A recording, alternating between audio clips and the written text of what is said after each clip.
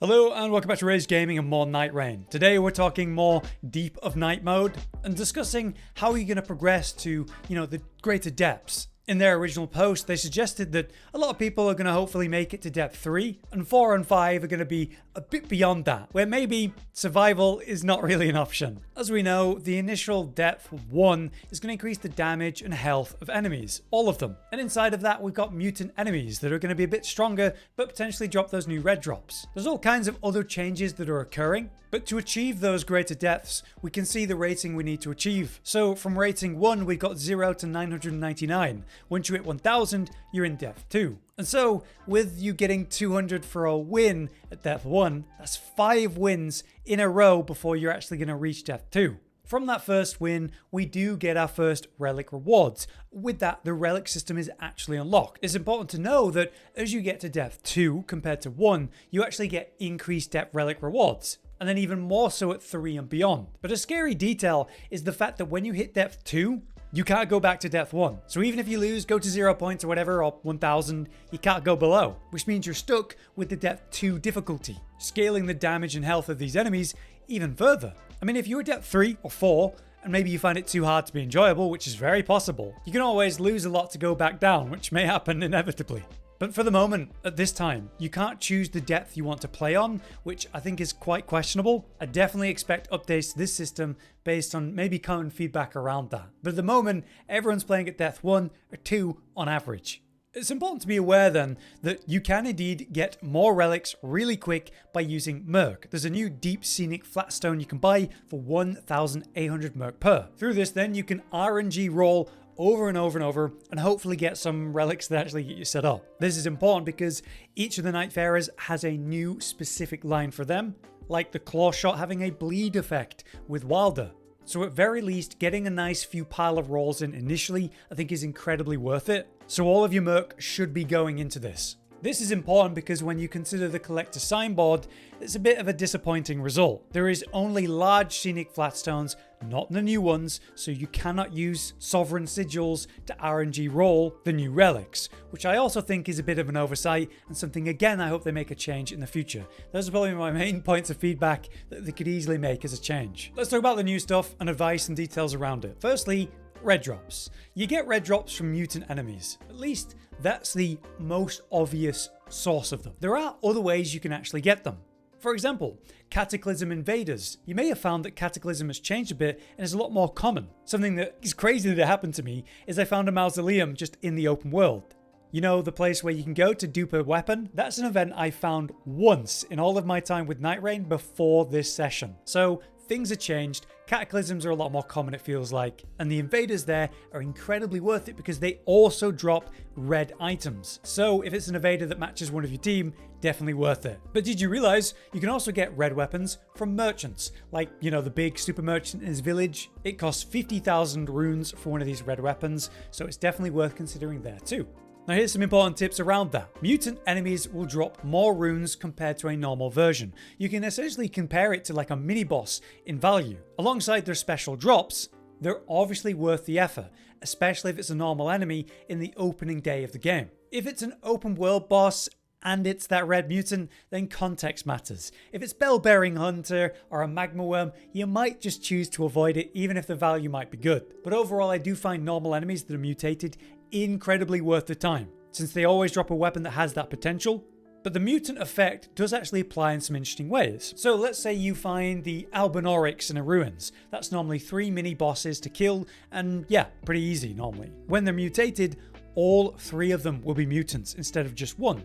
But since they're a relatively easy target, this is actually a great thing to go for in the opening day. On that note, something that applies for this idea is the flame chariots. We all love flame chariots, especially in the early game, because we can bounce up on the side of them and instantly kill them with a plunge attack. These can also mutate right, and you can still one-shot them, ideally with a weapon that has the highest or strongest attack number that you have. But funnily, did you know that the scarabs can also mutate, and there's a special reward for them too?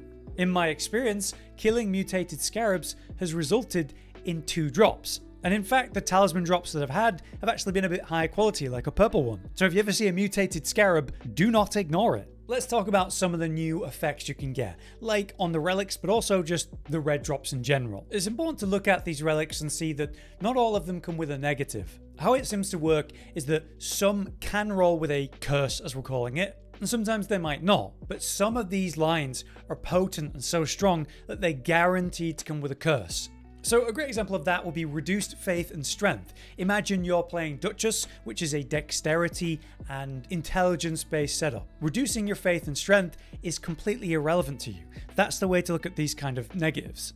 Another idea is these negative ones, which is pretty bad in this case. Taking damage causes death buildup, but then you might have improved death blight resistance, or +1 or +2 with that, which counteracts that negative. Sure, you're still going to have that death blight buildup, which is scary, but if you have some built-in death blight resistance, it can actually be really hard for that to build up, so it becomes something you can stomach a bit better. A more tame version of this would be, say, the curses builds madness when taking damage, and then you have some madness resistance. One of the most deadly combos that you got to avoid is probably something that occurs when you're below max health, such as building of poison, rot, bleed, or this one, just straight up lower attack when below max health. That's awful. So this combined with the notorious continuous health loss is going to be unbearable if there's a single negative you have in your run or in your relics that triggers when you have less than full health, which will be permanent with that debuff. Other nightmare examples to completely avoid will be something like reduced rune acquisition.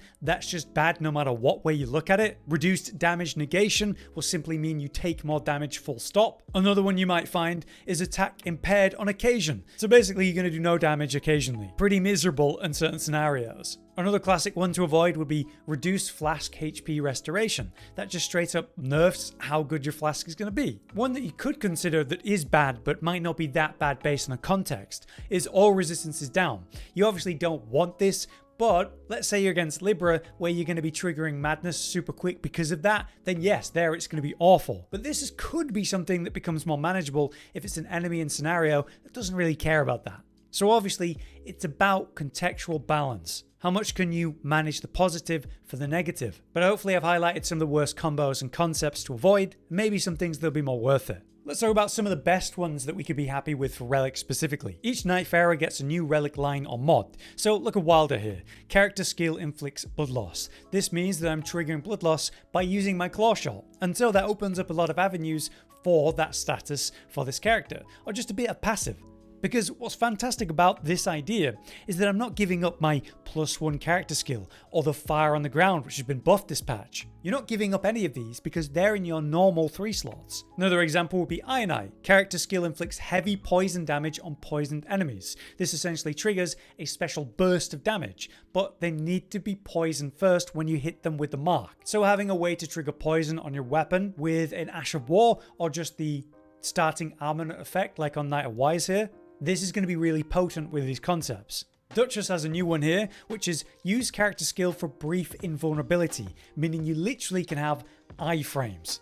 Obviously you can roll for iframes, but imagine any AoE effect, any giant nuke. Another one is, say, Raider. Hit with character skill to reduce enemy attack power. So by using your Retaliate, you're nerfing the damage the enemy can deal, giving yourself some damage negation for all damage because it's attack power that's reducing. I plan to cover all of the Nightfarer's new relic mods and have a nice setup for them in an upcoming video, but basically they're all pretty fantastic. Now we all know about the classic, attack power increased for each ever jail prisoner defeated, 5% per. But with the new Deep of Night relics, they're introducing more of these stat stacking concepts, but with some fantastic lines. Look at this one. Max health increased for each enemy defeated at a great church. To all of the cathedrals that you clear with the boss, that's a max health increase. That's nuts. But more exist, such as runes and item discovery increased for each great enemy defeated at a 4. Increasing the amount of runes I get and item discovery at the same time, that's also unbelievable. Another one is arcane increased for each great enemy defeated at ruins. And I've also seen one that's max stamina for each great enemy defeated at a great encampment. So getting a nice lineup of these would be unbelievably strong. If you want to find out what's possible then, you can go to the filter for Deep of Night relics and have a look at some of these specific stuff. If we go into restoration, you can see that there's a new one here. Improved flask health restoration. This is something you'd expect to find as a dormant power, so is obviously super strong. For other great options, you're looking for stuff that's ultimately going to give you any positive with no negative, at least to get you off the ground. So, improved poison and blood loss resistance, I'll take it. Reduced FP consumption, just completely on its own. Critical hits boost stamina recovery speed. These things are possible without any negative. And as you can see, you can also start expeditions with cracked tiers, like a magic shrouding here, which is going to increase the magic damage that I deal. Not the best for Wilder, but could be useful for the first boss, or when you're facing an early mutant enemy. You can find other ones, like, Crimson or Cerulean Hidden Tier even, with no negative on the relic line. But let's talk about one that you might find a bit confusing.